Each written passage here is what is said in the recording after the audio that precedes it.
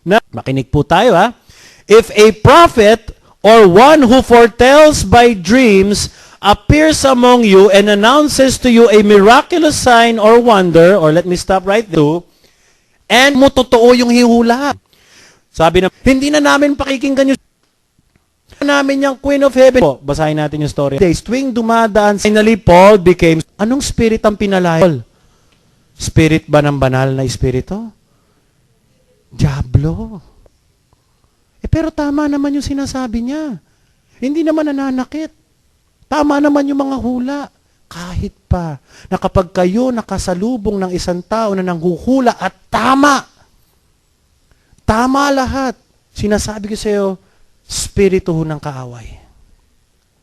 Kasi ang panghuhula po, God holds your future, not anyone. God knows your future, not anyone else. No, you want to know your future, you make plans today. Plans that will impact your future according to God's word, syempre. Makagising ho po, no? Isa pa, astrologers. God hates people na sumusunod sa mga astrologers. Pakita ko sa inyo, Isaiah 47. So ano naman sa panahon ni 18:10 to 12? Let no one be found among you, ano ibig sabihin yan? Wala ni isa sa inyo makikita natin who sacrifices his son or daughter in the fire, who practices divination or sorcery, interpret omens, engages in witchcraft, or casts spells, or what is a medium or spiritist, or who consults the dead. Anyone who does these things is detestable to the Lord. Di ba? May anong pangalan mo? Consulting the dead. Speaking to the dead. May mga practices po tayo mga Pinoy na kung saan pag-araw ng patay, sige ika, meron, ito paborito ni Junior itong suman. Iwan lang natin ng mga ilang minuto dyan. Nandyan ang lechon, nandyan ang murkon. Yan ang mga practices before, tapos iiwan ng ilang oras.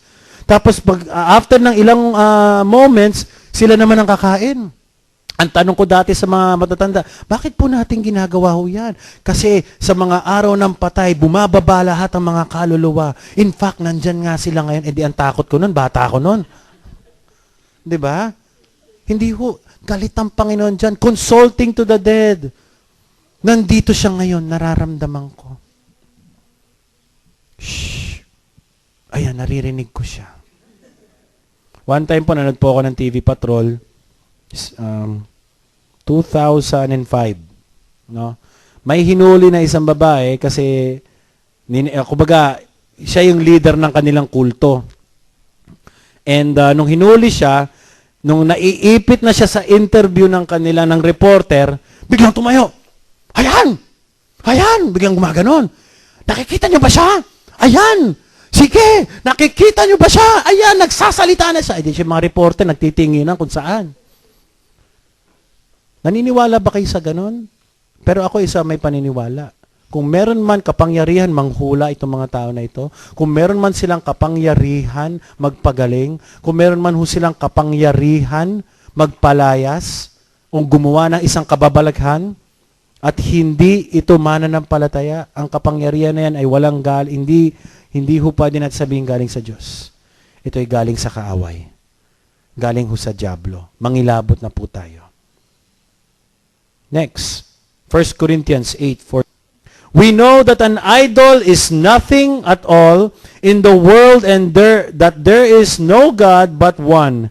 For even if there are so-called gods, whether in heaven or on earth, as indeed there are many gods and many lords, yet for us there is but one God, the Father, from whom all things came and for whom which we live.